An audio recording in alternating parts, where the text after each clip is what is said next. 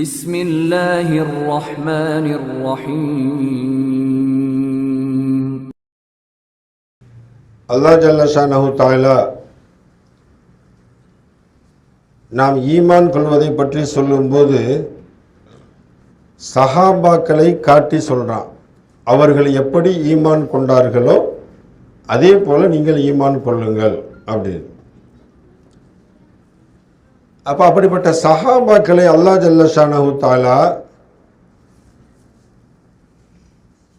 கியாமத் நாள் வரை முஃமின்கள் முஸ்லீம்கள் அவர்களை நினைத்து அவர்களை புகழக்கூடிய அளவிற்கு அல்லாஹ் குர்ஆனிலே அவர்களுக்கு இடத்தை கொடுத்து நம்மை புகழ வச்சிருக்கான்.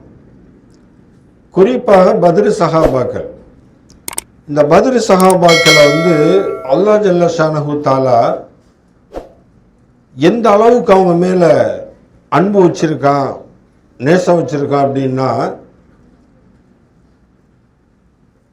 பத்ர் சஹாபாக்கள் அவர்களுக்கு அல்லாஹ் அந்த பத்ர் போரில் கலந்துக்கிட்டனால கொடுக்கக்கூடிய ஆஃபர் என்ன அப்படின்னா, யமலு மா ஷி'தும், நீங்க இந்த பத்ர் போரில் கலந்துக்கிட்டனால உங்க இஷ்டப்படி நீங்க வாழ்ந்துக்கிறங்க. அல்லாஹ் சொல்றான், உங்களுக்கு இனிமே உங்க வாழ்க்கையில எந்த கட்டுப்பாடுமே இல்லை, இஷ்டப்படி நீங்க வாழ்ந்துக்கலாம். ஆனால் அவங்க அப்படி வாழலை. ஆனால் அல்லாஹ் அந்த ஆஃபரை கொடுத்தான். இதை எந்த இடத்துல பெருமானார் ஸல்லல்லாஹு அலைஹி வஸல்லம் ஒரு இடத்துல எடுத்து காமிக்கிறாங்க அப்படின்னா, ஹிஜ்ரி 8 மக்காவை வெற்றி கொள்றதுக்காக வேண்டி பெருமானார் ஸல்லல்லாஹு அலைஹி வஸல்லம் ரகசியமாக ஒரு திட்டம் போடுறாங்க. அங்கே போய் நம்ம அந்த தலைவர்கள் எல்லாம் விலக்கிட்டு நம்ம மக்காவை கைப்பற்றணும். குறிப்பிட்ட ஒரு 2-3 பேருக்கு தான் இந்த விஷயம் தெரியும். அப்போ ஒரு சஹாபியுடைய குடும்பம் அங்கே இருக்குது, மக்காவில் இருக்குது, சக்கீனத் இறங்குது. அப்போ அந்த சஹாபி என்ன செய்கிறார் அப்படின்னா, பெருமானார் ஸல்லல்லாஹு அலைஹி வஸல்லம் அவங்களுக்கு தெரியாமையே ஒரு லெட்டர் எழுதி கொடுத்து அனுப்பிடுறார் அவங்க குடும்பத்துக்கு. இந்த மாதிரி பெருமானார் ஸல்லல்லாஹு அலைஹி வஸல்லம் நாங்கள் எல்லாரும் என்ன செய்கிறோம், மக்காவை கைப்பற்றுறதுக்காக வேண்டி படையெடுத்து வரப்போகிறோம், நீங்கள்லாம் பத்திரமான இடத்துக்கு போயிருங்கன்னு சொல்லிட்டு ஒரு லெட்டர் எழுதி கொடுத்து அனுப்புகிறாரு. இது பெருமானார் ஸல்லல்லாஹு அலைஹி வஸல்லம் தெரிஞ்சிருச்சு. அலி ரலியல்லாஹு தஆலா அன்ஹுவையும் ஜுபைர் ரலியல்லாஹு தஆலா அன்ஹுவையும் கூப்பிட்டு, நீங்கள் 2 பேரும் குதிரை எடுத்துகிட்டு போங்க, இந்த இடத்துல ஒரு பெண் போய்கிட்டு இருப்பா, அந்த பெண்ணிடத்தில் ஒரு லெட்டர் இருக்கும், அதை நீங்கள் வாங்கிட்டு வாங்க அப்படின்னு சொல்லிட்டு அனுப்பிட்டாங்க. அது நீண்ட சம்பவம். அதே மாதிரி போகிறாங்க, அந்த குறிப்பிட்ட இடத்துல அந்த பெண்ணு பயணம் செஞ்சுக்கிட்டு இருக்கா, வாங்கிட்டு வந்துட்டாங்க. அப்போ பெருமானார் ஸல்லல்லாஹு அலைஹி வஸல்லம் அந்த சஹாபியை கூப்பிட்டு விசாரிக்கிறாங்க, ஏன் இப்படி செஞ்சீங்க, இது நீங்கள் ஒரு நபிக்கு செய்கிற துரோகம் இல்லையா அப்படின்ட்டு. அப்போ உமர் ரலியல்லாஹு தஆலா அன்ஹு, அலி ரலியல்லாஹு தஆலா அன்ஹுலாம் அடிக்கிறதுக்கு பாஞ்சிக்கிட்டு இருக்காங்க. நபியை நீங்கள் சொல்லுங்கள், நான் போய் தலையை எடுத்துடுறேன். பெருமானார் ஸல்லல்லாஹு அலைஹி வஸல்லம் சொன்னாங்க, ரொம்ப பொறுமையாக இருங்க, அவங்க பத்ர் போரில் கலந்து கொண்ட சஹாபி. என்ன சொல்கிறாங்க, பத்ர் போரில் கலந்து கொண்ட சஹாபி. அல்லாஹ் அவங்களுக்கு என்ன செஞ்சாலும் மன்னிப்பு கொடுக்குறேன்னு வாதா கொடுத்துட்டான். நாம் அவரை தண்டிக்கிறதுக்கு எந்த வகையிலும் வாய்ப்பு இல்லை அப்படின்னு சொல்லிட்டு அவரை மன்னிச்சு விடுறாங்க.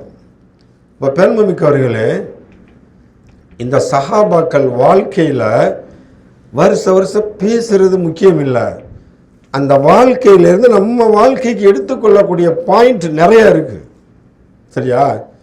பெருமானார் ஸல்லல்லாஹு அலைஹி வஸல்லம் மக்காவை விட்டு மதீனாக்கு வந்த பின்னாடி அவரை தொடர்ந்து வந்த எல்லா சஹாபாக்களுமே இருக்கிற செல்வம் சொத்து சுகத்தை எல்லாம் விட்டுட்டு தான் வந்தாங்க.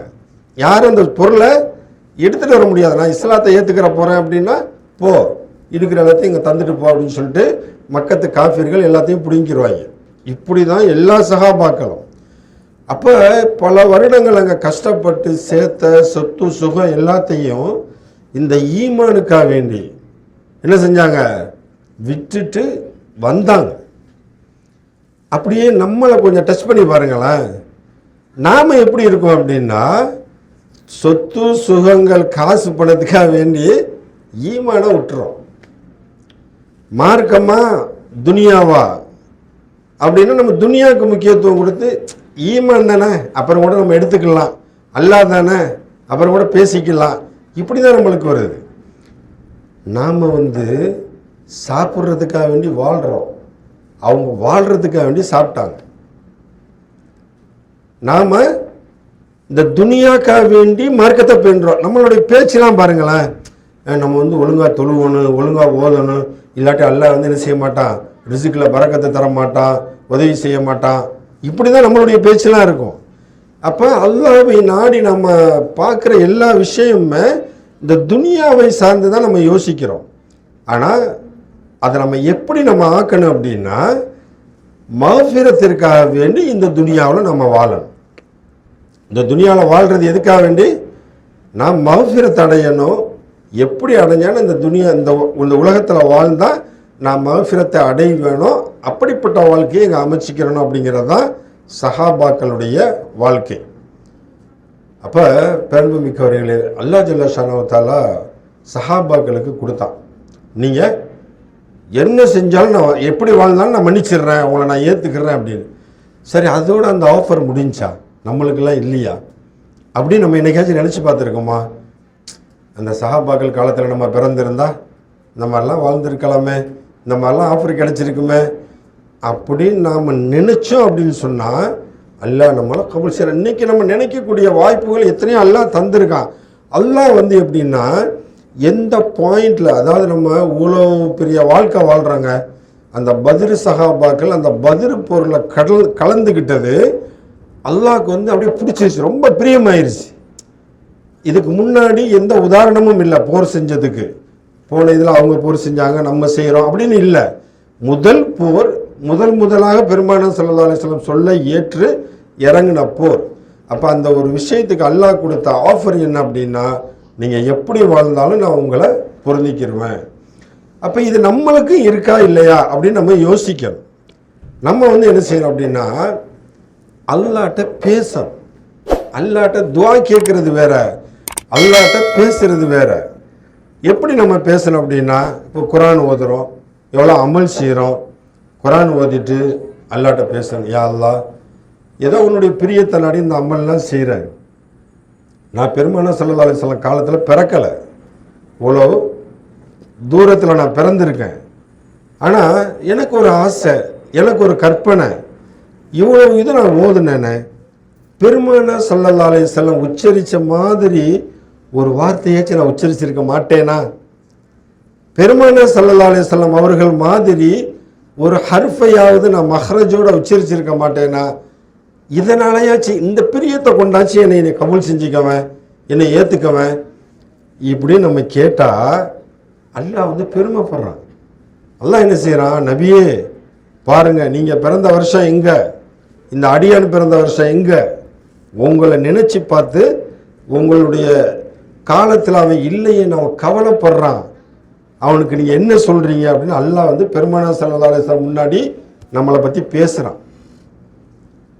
பெருமானார் ஸல்லல்லாஹு அலைஹி வஸல்லம் நம்மளுக்கு முன்னிலையில் நம்ம அவங்க முன்னிலையில் காமிக்கப்படுறோம். அவங்க நமக்காக துஆ செய்கிறாங்க, அல்லாஹ் நம்மளுக்காண்டி கிருபையை அள்ளி வழங்குறான். அதே மாதிரி சஹாபாக்களுடைய வரலாறுகளை பேசுகிறோம். அபூபக்கர் சித்தீக் ரலியல்லாஹு தஆலா அவங்களாம் அந்த இதெல்லாம் சம்பவங்கள் நம்ம கேள்விப்படும்போது வரும். அந்த அதாவது பெருமானார் ஸல்லல்லாஹு அலைஹி வஸல்லம் மெஹராஜுக்கு போனாங்கன்னு சொன்னப்போ யாருமே நம்பலை, எல்லாம் கேள்வி பண்ணாங்க. ஆனால் அபூபக்கர் சித்தீக் ரலியல்லாஹு தஆலா நான் நம்புறேன்னு சொன்னாங்க. நபின்னு சொல்லும்போது அப்படி தான் எல்லாம் கேள்வி பண்ணாங்க.